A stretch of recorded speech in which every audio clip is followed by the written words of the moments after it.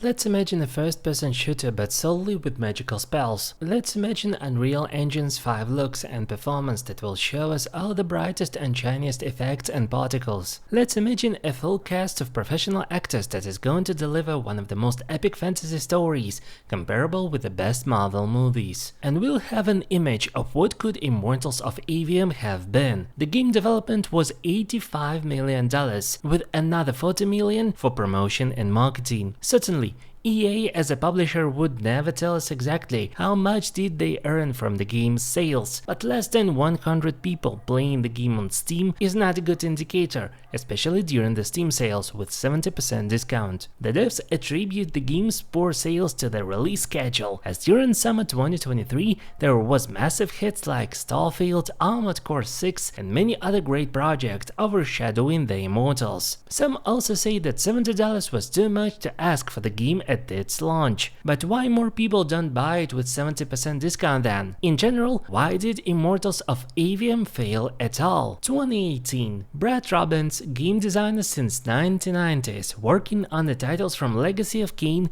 to Dead Space, to eventually landing on Sledgehammer Games and delivering one of the better games in Call of Duty franchise. He worked on Call of Duty so much that he started imagining dragons instead of helicopters and battle mages instead of conventional shooters on digital battlefields. That's basically how the idea of future Immortals of Aveum was born, creating a shooter game that will have spells instead of guns. The idea was eventually supported by the former developers from other studios and acquired enough monetary and media support from Electronic Arts that not just accepted their pitch, but also presented the future game as one of the groundbreaking and truly next-gen experiences like never before. Not much is known publicly of what soon to become Ascension Studios and how they grew from a couple of developers to more than 100 employee office space, but we know what their official website tells about them. Our open-hearted team of experienced and inspired creators are empowered to have a meaningful impact on the stories we tell and games we create. We are passionate and creative,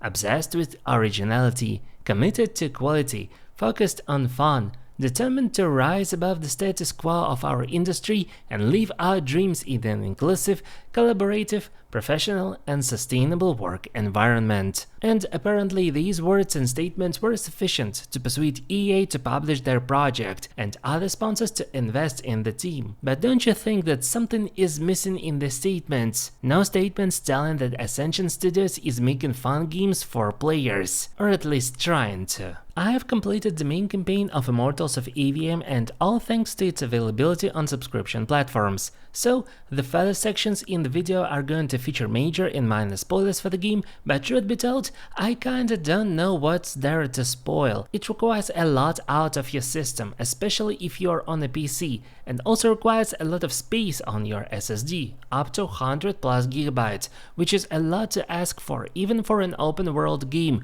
which Immortals sure isn't, despite some people may suggest so. My system specs are not the worst ever, and they're well capable of handling even the latest Unreal 5 games, but even on the lowest settings, the game would just lag, stutter, and demonstrate artifacts that should never appear on screen.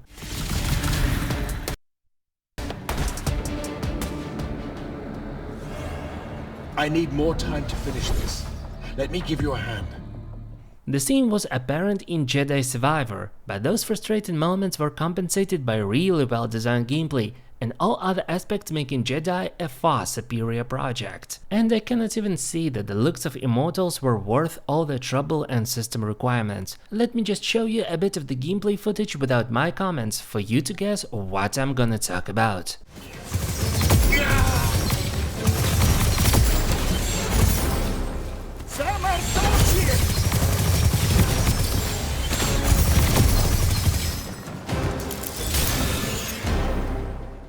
The visual effects, the animations and the design of both levels and enemies is far inferior to both the shooters and the first-person RPGs at the same time. Immortals of Aveum positions itself as a blend between an FPS and RPG, so we'll provide some examples of how better games in these genres handle the graphics. And it's not like I'm preferring these games, they are objectively better sold throughout the years of their existence. Doom Eternal, a highly dynamic and chaotic shooter game where you need to always move, always shoot, always change your weapons, always track what is happening on the screen and react quickly to all the incoming threats. That's why it prioritizes showing the enemies and where to shoot, along with giving you a perspective on your next move. Also, note how small the interface elements are, serving as just the reminders of what you should know about the game and never distract you from the action on the screen. Here is Skyrim, a first-person RPG where you can cast spells to defeat enemies. The main goal is to immerse you in becoming the mage, therefore it prioritizes the animation of your hands and showing you the enemy in front of you to make sure that it is you who is capable of casting spells. Both approaches are different, and combining them successfully is an extremely rare case of something like Dark Messiah of Might and Magic, which introduces a lot of immersive sim stuff, graphically to provide a lot of room for experimentation and interaction. I hope my examples make sense, as the graphics in video games need to assist and enhance the gameplay. Here's Immortals once again. Look at all the clutter that makes tracking enemies, figuring out where to go, who to shoot first, and how to approach every situation more challenging than it should. Look how the hard elements are too big and too brightly designed like a Christmas tree. Look how the protagonist's hand occupies almost a third of the screen. And tell me, what is more pleasant to look at and further play for dozens of hours? I wouldn't even start about the epilepsy warning, because I'd suggest all the people suffering from it to stay away out of it, as even for me not having it, it was not a comfortable experience at best. The choice of colors of spells is also not the best. Instead of giving us the colors closer to the ones occurring in nature, Immortals provide the most saturated neon shades of electric blue, electric green, and electric red. I'm obviously not a certified designer, nor an artist, but I heard multiple times that it is highly inadvisable to show even 2 out of 3 primarily colors at the same time. And taking into account that Immortals gameplay shows blue, red, and green at the same time, and requires you to shoot these colors at enemies in constant repetition, it kinda suggests why it's not the most pleasant to experience. And it also kinda explains why other games try to either use natural colors for spells, like fiery orange, ice white blue, grass green, etc., or use just one primary color as a non-regular ultimate spell instead. So this reaction from players is kinda expected. I thought to myself, if I play this game for 2 hours, I will have a migraine. Just watch it. But I'm not done yet with the graphics. I extremely appreciate how the development team animated the protagonist's hand and customized it accordingly to the weapon he wears.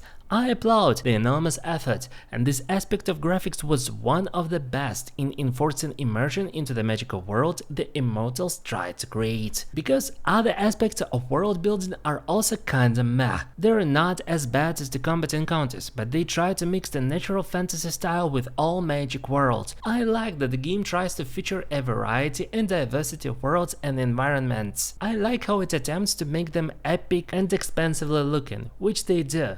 But I cannot say that they are alive, immersive, and actually telling any coherent story about what is happening in this level, what existed before we appear in it, and how are we changing it with our actions. In majority of action games, including shooters, we destroy the levels we appear in. In majority of RPGs, we somehow change the levels we appear in. In Immortals, you seem to defeat all the incoming enemies and connect the levels between each other to progress further. Other than that, we change nothing. This approach to level design only works in Metroidvanias, and even in better games of this genre, the levels tend to change over time. Here, we have a village scenery, a cave scenery, a spaceship scenery, an ice scenery, and it looks okay, but lifeless. I understand that it's supposed to show the apocalyptic tone of the game's plot, but it doesn't. The levels are just empty. The only reason to attempt exploring them and traversing them anyhow is collecting all the loot and all the spells that could help us on our journey. Good games even place the secret items in a way that contributes to the lore and world building, but Immortals just places them because it wants to just change the scenery. But we obviously all know that the environment can be overlooked when the gameplay is fun and when the overall story is engaging, interesting to follow, and intriguing at every minute of its unfolding. Immortals is not the case in both aspects. we'll return to the gameplay mechanics and the story in more detail further, and for now, we'll focus on my final point in graphics department: character design and motion capture. I kinda suspect that it's where the most money went, to acting and to motion capture. Immortals of Aveum features a pretty decent cast of well-known actors, experienced in voice acting and having real movie experience. And to be honest, they all did a pretty good job in delivering their voice lines. No problems here at all. What I can't understand is how did the development team messed up the designs of their characters while almost completely capturing the actors. Here is Darren Barnett, and here's Jack, the main hero of Immortals. What happened to his brows, his eyes, and his face in general? I totally understand that motion capture is an art in itself, and capturing human faces is a multi-million project that is a hell to perform. My guess that the narrative team wanted Jack to be less good-looking version of Darren in order to show the down-to-earth and underdog nature of Jack's character, but instead they've shown a character that I cannot characterize politely without being cancelled. The design of other characters is the corporately approved version of the characters that they want the average viewer to see. We get Kirkan and Lona's haircut as stereotypical African style, we see Zendara as ultimately powerful white woman so strong and big that sometimes she look like Goro from Mortal Kombat, we see Sandrak as a stereotypical white middle-aged man bad guy character that is just evil because he's evil, and all these designs of characters contribute to the aforementioned statement of Ascension Studio, where satisfying the corporately approved images and values goes first. And once again, the character designs are obviously my nitpicks, as the actors behind them did a really good job. Too bad that the writers of their lines and scripts didn't. If you don't want spoilers for the plot, it's time to skip this section and I'll attach the timecode if you want to. Meanwhile, I'll start with the main character of the story, Jack, and the overall approach around building the narrative of Immortals. The game is heavy with cutscenes, and what is worse, they are unskippable, so you have to sit through them even if you decide to replay the game or play on New Game Plus. Watch the same movie again. This means that you'll have to sit through the lines that have neither meaning, nor charm, or relevance to the viewer. Jack is depicted as a typical underdog protagonist who climbs his ranks from the no-name to a legend of local magical world by joining the ranks of the elite magical forces of Aveum, the Immortals. By the way, they are mortal and nobody is sure why they call themselves that way. You're Lucians, aren't you? Also, Immortals. Just to be clear. Is that a literal thing? What? No, we can die. It's just like... Good. Then stay back. Hey, watch it! The problem with Jack is that he talks too much, and his talking overall reminds me of the massive advantages of silent protagonists in video games. Not only this approach makes them more stoic and facing the numerous challenges, but this allows the player to relate to the character and react personally to the events happening in the game, with Jack commenting on everything he sees and speaking all the nonsensical and semi-humorous stuff to the NPCs and the enemies. We see him more of a stereotypical Marvel-style character, but from AliExpress. Certainly, not all the main characters in video games need to be silent. For example, there is always a reason why Mario is not silent, as with his every word we get a sense of reinforcement of the platforming he goes through. Rockstar Games characters are obviously not silent, but their comments on the story actually matter, and they provide the players with the context about their emotions, feelings and previous experiences. But if Immortals wanted to have either an RPG or an FPS of classic Western type, the silence is the better way to go narrative-wise, but also a great way to cut costs on the production. Unfortunately, this over-explaining and excessive talking about everything that happens in the game is the feature of all characters, main and side. Everyone needs to explain several times what is going on in the current level, what are we going to do, and how we'll feel about this, combined with a plethora of bland and sterile jokes seemingly aimed at preschool audiences. That was an order, Initiate. Say again? I'm losing you. You do know I can just see you waving your hand around. And I'm not against silly humor as is, I'm just confused what kind of emotions the Immortals try to convey, because at the same scene the characters engage in long-lasting warfare against a superior enemy. They talk about how that exact war is the reason for their eventual annihilation and downfall as a species. Meanwhile, they deliver the jokes and puns like this. Let us meet at Nicaea to discuss the terms of your surrender. I hear now you speak for your king. So there should... The boy does not know me. There is a time and place for the pathos, the drama, and the comedic reliefs, and they should not contradict each other and undermine the whole character and world development. And that's why the lines delivered by the actors mostly do not stick to the memory and make you want to return to the RGB madness of the gameplay, because it's eye-catchy at least. The character cast is also quite substantial. We get several characters in Jack's team, we get one evil character and his officer who surprisingly turns out to be Jack's childhood friend. We get a character from some rebel faction, we get a Hound character leading the enemy faction that turns out to be misunderstood friendly faction, and we get a whole set of plot holes that I couldn't care less over time with their quantity increasing. For example, it was already obvious that the main villain's officer was Luna, Jack's childhood friend. Her story is that she disappears during Jack's teenage years and seemingly dies during the villain's attack, which triggers Jack's magical abilities. Then he spends 5 years on the battleground against the villain forces to discover it was her who led them to the battle. But eventually she forgot about her being evil and decided to side with Jack because power of friendship apparently. 5 years of silence and then she decides to help. And what are her reasons to join the enemy forces? Stockholm Syndrome apparently. Rashawn needed Magni though, so I went from prisoner to war college pretty fast. And that's all it took for you? To renounce Lucium and everything? Free tuition? 1. Don't ever knock free tuition. 2. I renounced Lucium when I found out why Rashawn desperately needed Magni. How awfully Lucium and Kirkin have treated their enemies.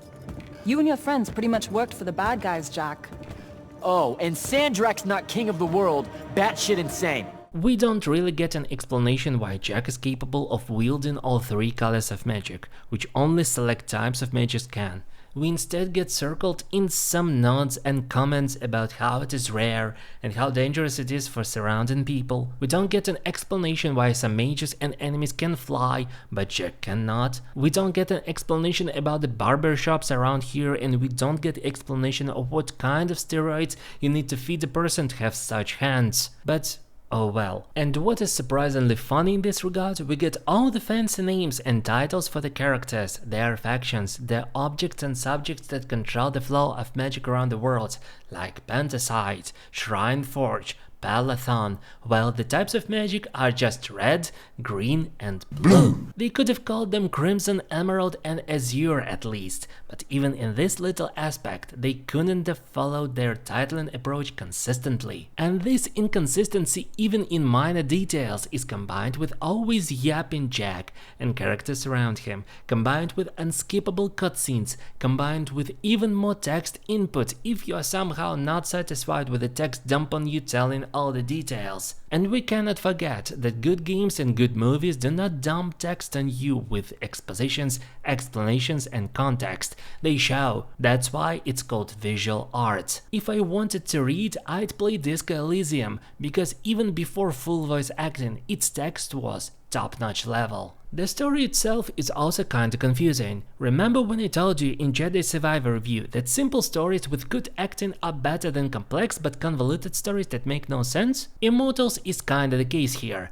In short, what I understood, and I obviously may be wrong because I couldn't sit through all the aforementioned cutscenes, is that Jack and his team fights the villain Sandrak because he aims to control all the magic in the world. For this, he needs special binding stone that Jack is going to intercept, but instead of destroying it, he decides that he can control it. Obviously, Sandrak kicks Jack's face and gets the stone to silence all the magic in the world, but Jack's connection to the stone allows him to undo his own magic block and free the magic of others. Eventually, Jack beats Sandrak, recovers the stone and uses it to prevent the local implosion of magical abyss that I'm too lazy to explain.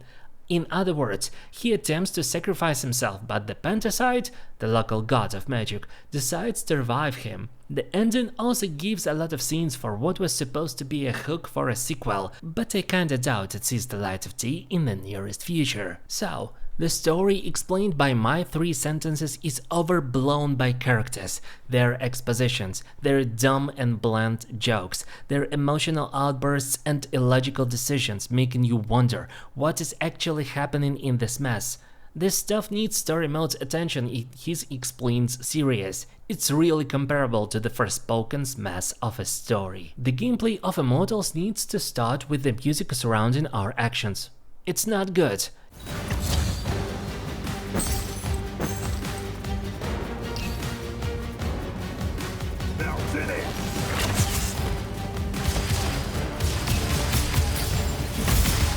It's a compilation of bland cliché hip-hop bits that everyone with a laptop and trial version of Fruity Loops can make in less than an hour.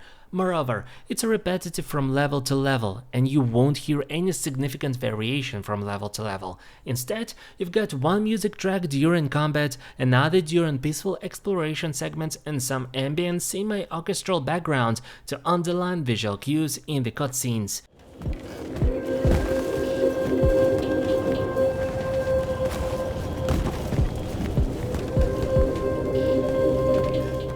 I obviously don't require all the games to have Final Fantasy level of soundtracks, but it would be a good thing to have an approach closer to Elden Ring soundtracks, which features a lot of repetitive tracks during exploration phases, but even they change depending on the levels. And during the boss fights, the music can distract you from the boss itself, make you lose the fight and be okay with it. Here we get this during the boss fights.